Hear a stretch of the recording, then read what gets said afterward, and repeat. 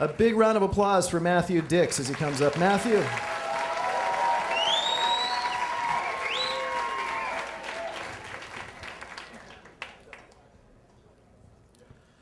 When he passed the yellow envelope across the table to me, I had no idea what was in it, but I knew it was bad. It was 2007. I was an elementary school teacher in my 8th year on the job, and I was doing something I had wanted to do since I was a boy. A year earlier, I had been named Teacher of the Year in a district of over 1,000 teachers, and had been one of 3 finalists for the State Teacher of the Year. But now I had been called into the office of the Director of Human Services in the middle of the school day, and this is not good. He told me that the envelope arrived by mail. He told me that the envelope had arrived by mail and that the district normally ignored anonymous comments, but because these had been sent to the Board of Ed, to the Town Council, and to the Mayor, they could not be ignored. He told me that the authors claimed to be parents, but in all likelihood, it was a teacher, a small group of teachers, or the spouse of a teacher. He told me to read the contents of the envelope, and then he left the room.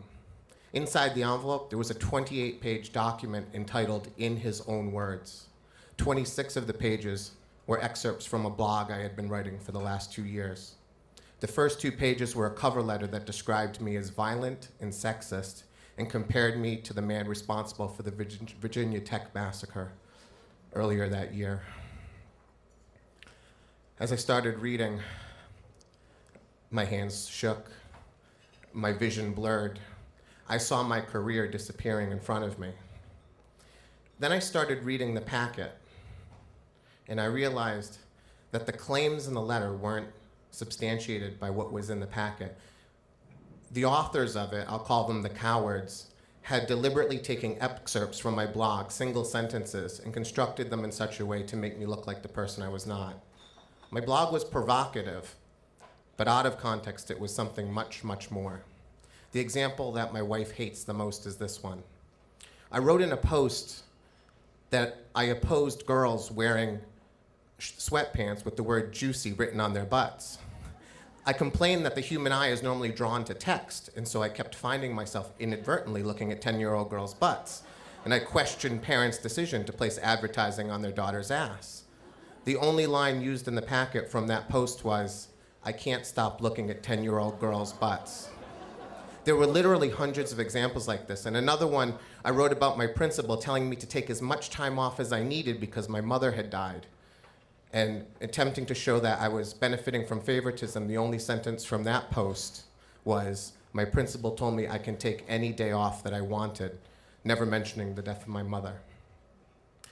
I was placed on paid administrative leave for 3 days while pending an investigation. 1 year before, I was the Teacher of the Year, and now my career and the career of my wife were at jeopardy. They had demanded that I be terminated immediately, and she as well, as she was a teacher in the school also. And that if I was not terminated, the packet would be sent to the entire school district, every family. After the investigation, it was determined that I had done nothing wrong, and the Director of Human Resources told me not to worry, that the threat of sending packets out to families had been made before, and it was a bluff. I returned to my classroom, happy to be with my kids. 1 month later, in the midst of my summer vacation, the packet was sent to more than 300 families in my town. It was stuffed in mailboxes, it was placed on doorsteps, it was jammed underneath windshield wipers. People were stopped in their driveway and asked to take a copy. I was called back into the superintendent's office. At this point, they were convinced that every parent would want to remove their child from my classroom. A meeting was held, and the parents were given the option of taking their kids out of my class for the upcoming school year. There was talk about me taking a clerical position at the town hall because no right-minded parent would ever want their child in my class. I cried a lot that summer, more than I've cried before. The superintendent called, and he told me of the 23 kids that were scheduled to be in my class that year. Not one parent had asked to be removed from my classroom. In addition, another 12 had called and offered to place their children in my classroom if one of the other parents had asked to have them removed. That was 5 years ago. The cowards have still not been identified. I still write a blog, and next month my third novel will be published.